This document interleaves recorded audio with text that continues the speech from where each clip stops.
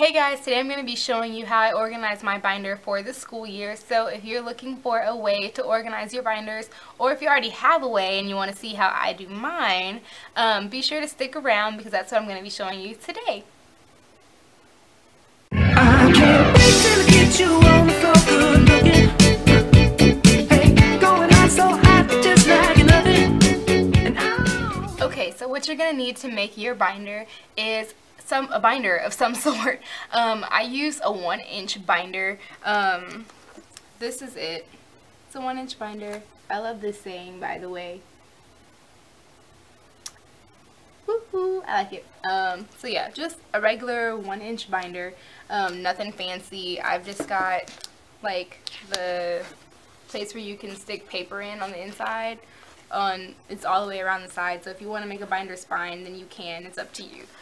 But just a binder of some sort. You're going to need a pack of page protectors, maybe more if you're taking a lot of classes, dividers for however many classes you have, and then you are going to need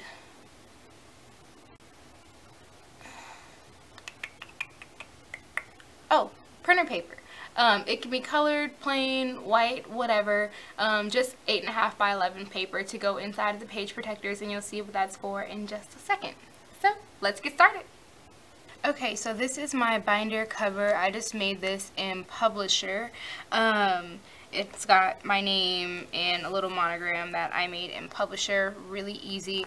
So yeah, that's just it. Really basic on the front. Open it up, and I have just regular lined notebook paper. You can get that from Walmart, the dollar store, Target, really anywhere that you buy your school supplies from, you can get this. Just loose leaf paper. So my first section is the academic calendar, and this is where I keep, this is my schedule, but I'm not going to show you guys my class schedule. It has all my information on it, like my personal information. So in the front, usually I keep my class schedule just so I can refer to it, especially the first couple of weeks of school, when I might be forgetting the exact time of my class or anything like that. So my academic calendar, I just printed out a regular 2014 calendar, just January through May for the school year. And I got this one from designeatrepeat.com, and I'll be sure to link that down below so you guys can go and grab that. I just thought it was really cute. I'm out of color ink, so I just printed in black and white, but if color is your thing, more power to you. So basically, for each month, I go through my syllabus, my core syllabuses for each class, and I write down everything that I have due, whether it's a test or a quiz, anything.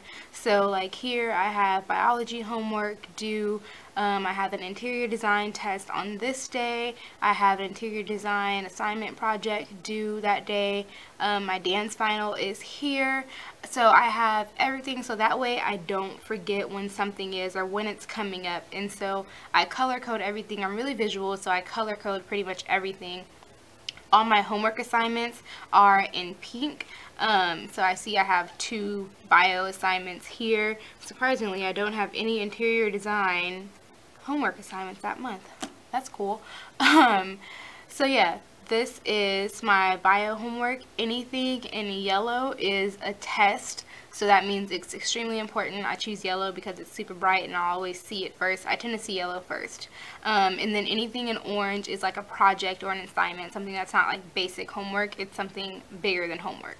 And so then I just kind of, I don't fully highlight, but I just write little like dashes or dots across it. For my bio class, because he puts out reading quizzes and like the answers to them, which will help us study for the test. So that's why it's in yellow dots, because it coordinates with all of my bio tests. So I put that in yellow because it's just as important, because it'll help me study and pass the class. So my next section behind my academic calendar is due now, and so there's nothing behind it right now because right now I don't have anything due this month, but the due now section is anything like homework or not quizzes or tests, but like different projects, and I'll show you guys what I mean later, but projects, and so that I have for the month. So in the month of February, well, at the end of this month, I'll put everything that's due in February, I'll put in the due now section, I'll put it in order that it's due, so that way I'll look there, see what's due next, work on it, and I'll put it back in its section when it's done, or I'll just turn it in if I can early. So that's my due now section. Okay, so now we get into the nitty-gritty of the binder. Usually I would have like my tabs labeled.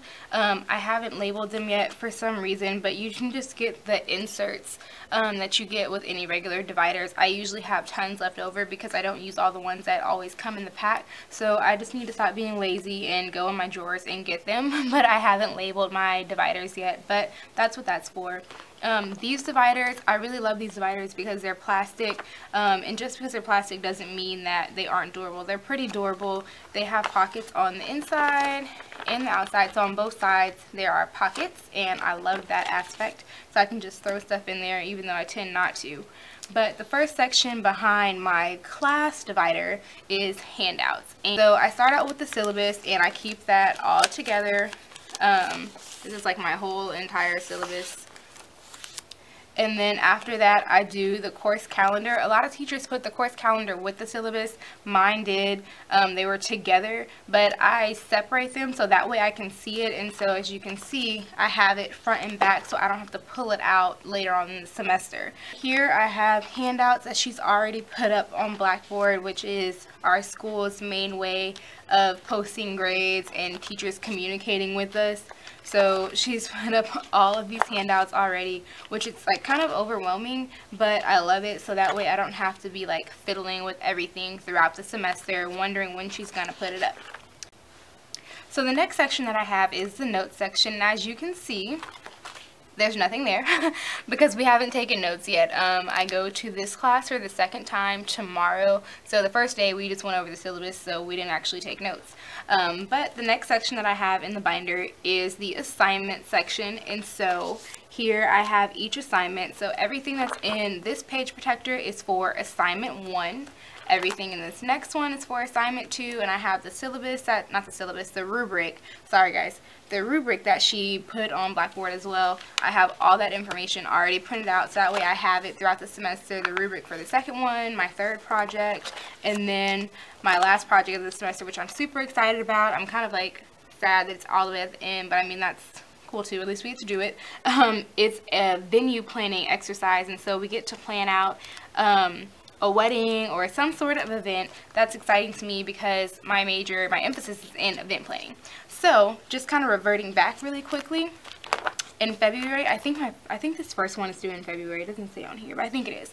But so whenever the month that this is due, I'll take this out, this entire page protector, I'll take it out and put it in the due now section up front with my academic calendar. So that's what I meant when I was saying I take everything and I put it up there, so that way whenever I get ready to work on it, I just take the page protector out. Whatever I have already started, I'll put it in there, so that way when I get ready to work on it again, I just take the whole page protector out. Sorry guys, I talk really fast. But I take the whole page protector out and work on it, put it right back in. It just keeps everything neat, clean, and organized for me. Then the next section is quizzes and tests. I used to keep, well I still have it in here just because I reuse my page protectors. Oh my gosh, that word today. I reuse my page protectors. I used to do 2, one for quizzes, one for tests. I'm going to take one of these out. Matter of fact, I'm just going to take it out now. But usually, because I'm not going to be taking quizzes in this class, so I'm just going to need one for tests. But once I get my test back, I'll take the Scantron or the test paper, whichever the teacher is using, and I will put it inside of here. And so that way I can just keep track of my grades and just kind of look back and study from that test if I need to for my final. And that is it for my section. And so, okay, so to make these green pages, I call them my sub-page dividers, because it's not actually the main divider, it's like a sub-divider in the divided section, if that makes sense to you. But basically what I did was I just kind of made this in Word, put a border around it, and made the font big so that way I could see it clearly. I'll link it down below, the pages that I made, so that way you guys can use them at home too. Okay, so that's how I organize my binder. Let me know how you organize your binder, or just how you stay organized in general with all of your schoolwork. This method has tended to work for me pretty well for about the past year and a half. I haven't changed it. I've reused my page protectors over and over again. I probably bought a new pack maybe like once, and that was like this right before this semester. So you can really reuse your page protectors. It's kind of it's not really, it just depends on what your budget is. I'm kind of cheap. Well, not really, let's not say cheap. Let's say frugal. I'm really frugal when it comes to my money. So I would definitely say that buying page protectors for me, it was like $10 or $12 for like 50 of them. And while some people think that that's really cheap and it's like, oh my gosh, an awesome good deal, I was like, what? I don't want to pay 12 bucks for some stupid plastic to go over my paper. But I did it anyways, and I have to say it really was a good investment. So I hope this helped you guys. It helped me. I really wish I could remember the girl who I saw on YouTube.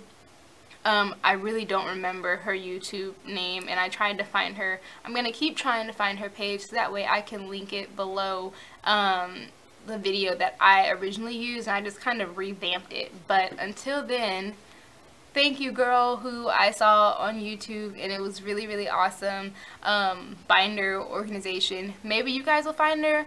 I don't know.